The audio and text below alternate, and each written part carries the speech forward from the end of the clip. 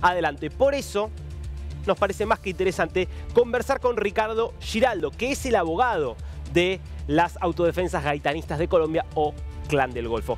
Ricardo, ¿cómo le va? Lo saluda acá Darío Misraji.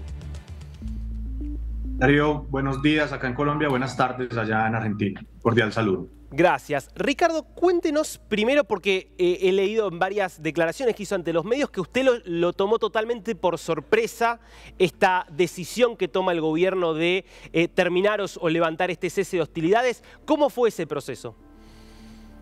Darío, yo creo que es pertinente primero hacer una precisión semántica y metodológica para que avancemos bien en esta entrevista tan importante. El Clan del Golfo no existe, lo que existe son las autodefensas gaitanistas de Colombia y así ha sido reconocido por el gobierno nacional. Segundo, no son eminentemente narcocriminales, son autodefensas gaitanistas y tienen una gran presencia militar, social y de control territorial en amplias zonas de la República de Colombia.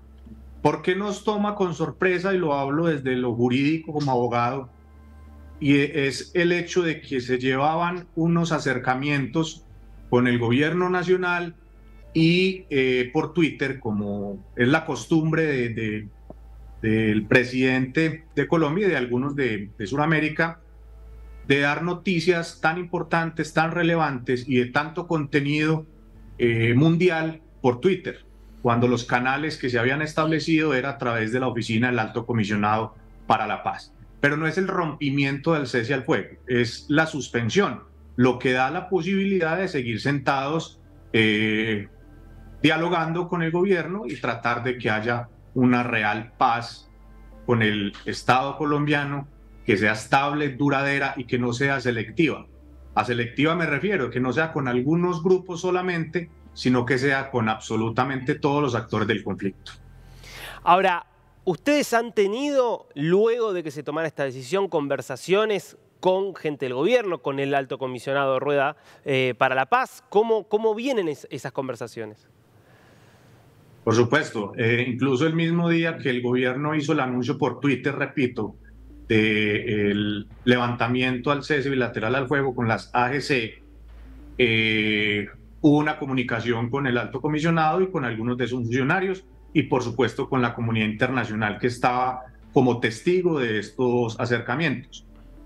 Pues una decisión que el presidente toma de manera unilateral, pero las autodefensas gaitanistas en un comunicado que ellos enviaron a los medios de comunicación y al alto gobierno manifiestan que siguen con su voluntad, que es conseguir la paz total.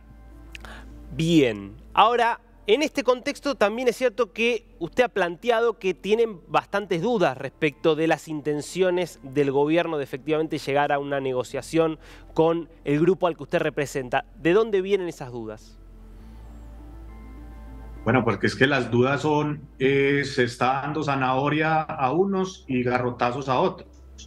Y si lo que se quiere es una paz total como una política de Estado del gobierno nacional, pues la paz tiene que ser que involucre a todos los actores del conflicto armado no internacional en Colombia, no solo con algunos grupos de guerrilla que han estado históricamente en el territorio nacional, sino con todos. Y cuando hablo con todos es también incluyendo, por supuesto, a disidencias de las extintas FARC, con grupos tan fuertes como las autodefensas gaitanistas y otros actores del conflicto armado que existe en Colombia, porque esto es muy importante de claridad y que el mundo lo conozca, y es que siempre van a existir grupos emergentes, grupos disidentes y células durmientes de estos actores del conflicto si no se llega a una paz con todos los actores, porque si se hace de una forma selectiva solamente con algunos, esto jamás va a avanzar, siempre van a haber conflictos. Entonces lo que se necesita es claridad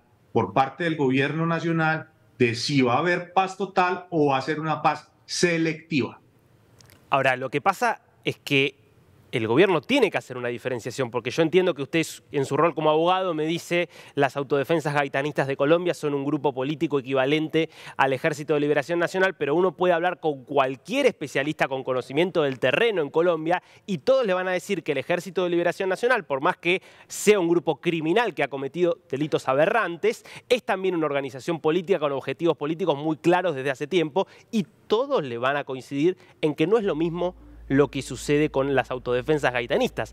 ¿Por qué usted plantea que son lo mismo cuando todos los observadores neutrales dicen no, no son lo mismo?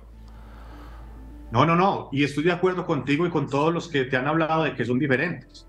Por supuesto que las ELN históricamente tienen una lucha de toma del poder a través de las armas, del poder político a través de las armas, son diferentes a las autodefensas gaitanistas de Colombia, claro que sí. Las autodefensas son eso mismo, autodefensas, que les ha tocado defenderse tanto del Estado como de otros grupos actores del conflicto por la no presencia del Estado dentro de los territorios donde ellos tienen alta injerencia. Por ejemplo, el Estado tiene partes donde no tiene control ni social siquiera, no llega el acueducto, no llega la energía, no existe educación, y son estos actores de conflicto los que han llegado a esas zonas a hacer esa labor que le correspondería al Estado. Entonces, tiene razón y estoy de acuerdo con eso. No son lo mismo los de ELN que las autodefensas gaitanistas de Colombia y eso es absolutamente claro.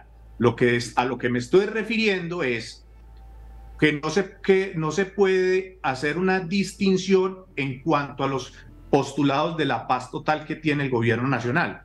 Es decir, si va a haber una paz total, como así lo anunció el gobierno incluso desde su época de campaña, lo más lógico y consecuente con ese discurso es que haga la paz con todos los actores del conflicto, no estratificarlos y decirles a unos que son mejores actores del conflicto que otros, porque todos causan daño, todos causan zozobra, todos hacen, como usted lo llama, acciones aberrantes.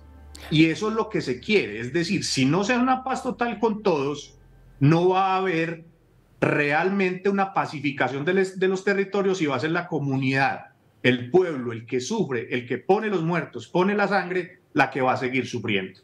Ahora, eso es a lo que me refiero. Lo que sucede es que con las mismas fuentes que, insisto, gente con mucho conocimiento sobre el territorio, con las que yo puedo hablar y con las que puede hablar cualquiera, lo que dicen es las autodefensas no nacen, o en todo caso no tienen ya una función de autodefensa, me refiero, digo, a las autodefensas gaitanistas, sino que son esencialmente un grupo que se dedica al narcotráfico y a extraer beneficios de actividades criminales. Entonces, si esto es así, ¿qué es lo que se puede negociar? Porque no es que hay objetivos políticos detrás de eso, sino sencillamente objetivos económicos. Bueno, yo le hago una pregunta muy sencilla.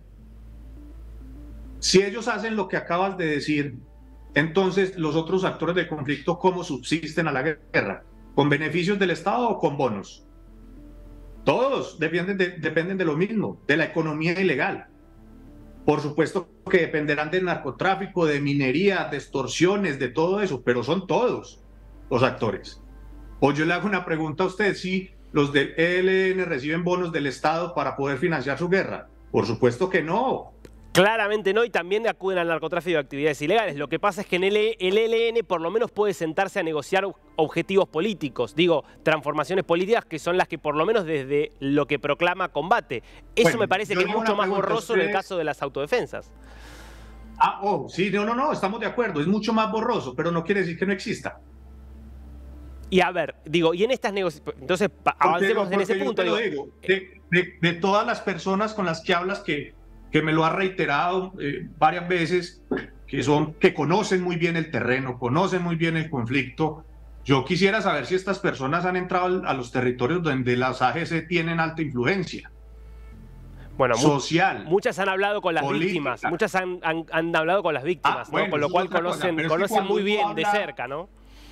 Sí. Cuando uno habla y habla de paz y habla de conflicto, tiene que hablar es con todos los que están en el conflicto. Víctimas, victimarios, académicos, con todos, porque es que si se segmenta solamente hablar con un grupo no vas a tener el panorama completo. Para tener el panorama completo hay que conocer el contexto completo de lo que pasa. Yendo entonces a la parte política, entonces considerando esto que usted dice, que me reconoce que son más borrosos los objetivos políticos de las autodefensas, ¿qué es lo que no son borrosos los objetivos, no son borrosos los objetivos políticos. Ustedes los ven borrosos, pero los objetivos de ellos son claros. Ah, pensé que había estado de acuerdo con lo que había dicho. Entendí mal. Entendí mal yo entonces. No. Pero le pregunto entonces, ¿los objetivos borrosos o no, digo, políticos, qué es lo que se sienta a negociar, digamos? ¿Qué es lo que le pide al gobierno las autodefensas galtanistas cuando negocian? Presencia del Estado en los territorios. Presencia del Estado en territorios en los cuales las autodefensas realizan actividades ilegales. ¿No sería como de alguna manera una contradicción? ¿Están todos de acuerdo en eso? No, pero ¿cómo lo vas a llamar una contradicción que las mismas autodefensas gaitanistas de Colombia le estén diciendo hagan presencia en los estados, que en los territorios donde ellos hacen presencia, pero es una presencia no solo militar, sino social, que llenen las necesidades de estas personas? Yo te quisiera invitar a estos territorios para que fueras a unas casas que quedan a 5 o 6 horas en mula, si tienen acueducto, energía. Sí, Pablo Escobar también hacía mucha obra social, y era Pablo Escobar, ¿no? Y también hizo mucha obra social en Medellín. Digo, que pues haga la obra social... Lo conocía usted porque yo no lo conocí. No, bueno, era público. Estaba muy pequeño, tenía 3 años cuando eso. Bueno, no sé. Si hizo labores sociales, yo nunca lo representé a él, ni nunca fui abogado de él. Entonces no lo sé. Ahora bien, hay otro punto acá central en las discusiones que es, bueno, ¿qué pasa con los delitos cometidos? ¿Cuál es la posición ahí que tiene usted como representante legal de las autodefensas? ¿Hay disposición a cumplir penas? ¿Me repite la pregunta, por favor? Respecto, uno de los temas centrales en este tipo de negociaciones es qué pasa con los delitos cometidos por la organización. Hay muchas personas que han cometido delitos terribles, desde homicidios, desde tráfico ilegal de sustancias, bueno, mucho tipo de violaciones a los derechos humanos. Digo, ¿qué pasa con quienes cometieron esos delitos? ¿Están dispuestos en el marco de la negociación a aceptar cierto tipo de castigo, cierto tipo de penas o no? Ellos están dispuestos a darlo todo por la paz. Si eso incluye cárcel, lo incluirá. Pero eso depende de cómo avancen las negociaciones con el gobierno nacional. A ver, hay una cosa. La paz total. Hablaste ahora de las víctimas, de que hablaban mucho con las víctimas, ¿sí? Los expertos que dices que consultas, que saben mucho del territorio. Yo no sé si a esas víctimas les preguntaron si ellos querían para los victimarios cárcel o restauración del daño. Porque es que también es muy interesante preguntarles a las víctimas, ¿les interesa que la gente esté en la cárcel o que por lo menos sepan qué pasó con su familiar? Muerto, desaparecido, secuestrado, en fin, lo que haya pasado. Que ellos sepan realmente qué pasó con ellos. Es decir, que sean indemnizados, que restauren el daño. Es decir, si lo que quieren es solo cárcel, la cárcel es el último instrumento del cual podrían sentirse reparadas las víctimas. Bueno, ahí como siempre hay gente... Si lo que va a haber, si lo que propone el gobierno para ellos es solo cárcel y solo cárcel, pues hombre, no hay negociación. Pues ¿qué va a negociar uno si solo va a haber cárcel? No hay nada más de qué hablar, que los capturen entonces. Está claro, si no, no habría negociación. Y también está claro que ahí hay diversidad. Hay personas que han sido afectadas que seguramente solamente se sentirán reparadas en caso de ver que paguen ante la justicia, y otros que seguramente estarán dispuestos a ceder eso en nombre de tener información, de saber dónde están aquellos que están desaparecidos, quizás también incluso de aceptar resarcimientos económicos. En ese punto, entonces, la posición que tienen ustedes es estar abiertos a aceptar todo ese tipo de posibilidades. A ver, te aclaro. No es ustedes, ellos, porque yo no soy el que me voy a desmovilizar, someter o no. Bueno, pero usted es el representante legal. Por eso. No, yo soy el abogado de ellos, pero no soy ellos. Yo, por lo tanto, no me voy ni a someter ni voy a aceptar nada. Lo que ellos han planteado es que cuando el gobierno nacional expida unas reglas claras de qué es lo que quieren con las AGC, ellos podrían entrar a definir un esquema de qué es lo que le propondrían al gobierno. Es que no se nos puede perder de vista lo que pasa con la propuesta del gobierno. Es que fue el gobierno que en campaña dijo que iba a hacer la paz total con todos. Y por eso todos los actores del conflicto armado le alzaron la mano diciéndole, estamos aquí para apoyar la propuesta de paz. Pero cuando ya se llega a ser presidente, cuando ya se llega al gobierno y pasan apenas unos meses, ya el discurso cambia y dice que solo habrá negociación para unos y cárcel para los otros. La pregunta es, ¿le ha servido la cárcel como un instrumento de pacificación al Estado? No. Por eso llevamos más de 60 años en un conflicto que no va a terminar si se sigue planteando de la forma en la que está. Mire, el presidente ya está hablando incluso de reformar los acuerdos de paz con las extintas FARC. ¿Eso genera o no genera inseguridad jurídica y de conocimiento de la comunidad nacional e internacional sobre qué es lo que está pasando? Porque venían de un gobierno que decía que había hecho trizas el acuerdo final para la paz. Llega otro gobierno donde ya en 7 meses lleva diciendo que es bueno reformar los acuerdos de paz. Entonces, ¿a qué se refiere con reformar? ¿Qué es lo que quieren meter en esos acuerdos entonces? Eso es lo que hay que esperar. Ante tanta incertidumbre jurídica y comunicacional de parte del gobierno, pues toca estar expectantes. Pero la consigna de ellos, repito, de las autodefensas gaitanistas de Colombia es por la paz total, hay que darlo todo, y eso fue el comunicado que ellos expiden el día domingo cuando el gobierno nacional dice que iba a levantar el cese bilateral al fuego con las AGC.